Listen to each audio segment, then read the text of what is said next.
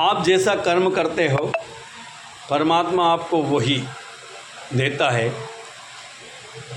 Germany ने जब Poland पर आक्रमण किया द्वितीय विश्व युद्ध में, तो हिटलर के डर से वहाँ पर बड़ा भारी अकाल पड़ा, लोगों के सबके रोजगार छिन गए, खाने पीने की बहुत बड़ी परेशानियाँ हो गई। उन परेशानियों में लोग इधर उधर भगे, कहीं किसी देश ने शरण नहीं दी, तो 740 लोग एक नाव, बड़ी सी नाव में भरा के, और वहाँ से वहाँ के लोगों ने बोला कि आप जाएं, अगर बच जाओ तो ठीक है, नहीं तो अलविदा।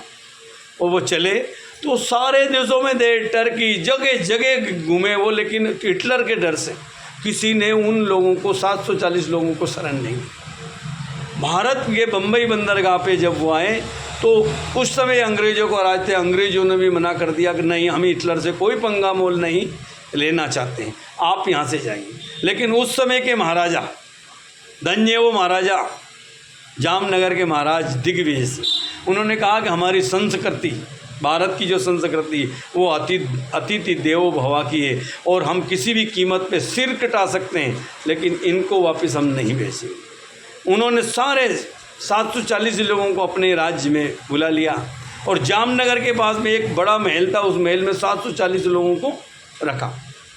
रखने के बाद में यहाँ तक उनको ऐसे ही नहीं रखा, उनके खाने की व्यवस्था की, उनके रहने की व्यवस्था की, और उनके खाने के लिए जो अलग भोजन करते थे, उनके रसोइया उन्होंने गोवा से बुला के भोजन बनवाते थे।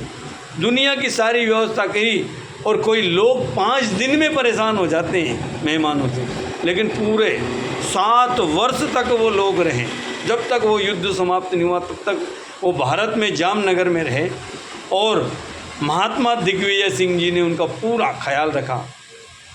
और जब वो यहाँ से गए, जब युद्ध समाप्त हुआ, तो उन्होंने उसका एहसान भूले नहीं। वो आज पोलैंड में 12 यूनिवर्सिटी, उनको गुड महाराजा के नाम से पुकारा जाता है, और 12 यूनिवर्सिटी महाराजा दिग्विजय सिंह के नाम पे। और उन्होंने हर बार उसमें से जो लोग रहे थे, उन 740 में एक लड़का बाद में जाके पोलैंड का प्रधानमंत्री बना था। कई सड़कों के नाम महाराजा के नाम से हैं।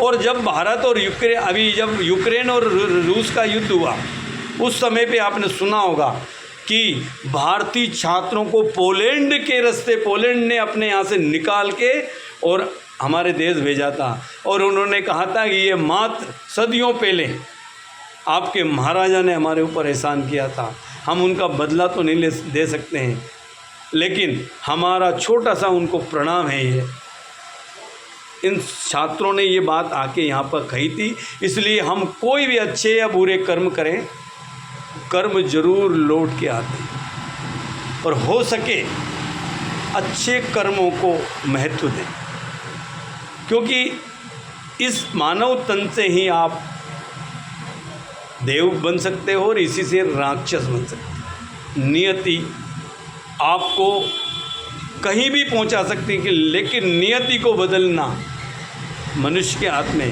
दृढ़ता से, कोई गलत चीज़ है, गलत काम है, दृढ़ता के साथ मना करें और अपने आप को एक इंसान के रूप में पेश करें, क्योंकि ये जीवन अमूल्य है। इस जीवन में हमें बड़े अच्छे कर्म करके और लोगों को, इस पृथ्वी को रहने लायक बनाएं, लूट खसोट के जीवन छोड़ें।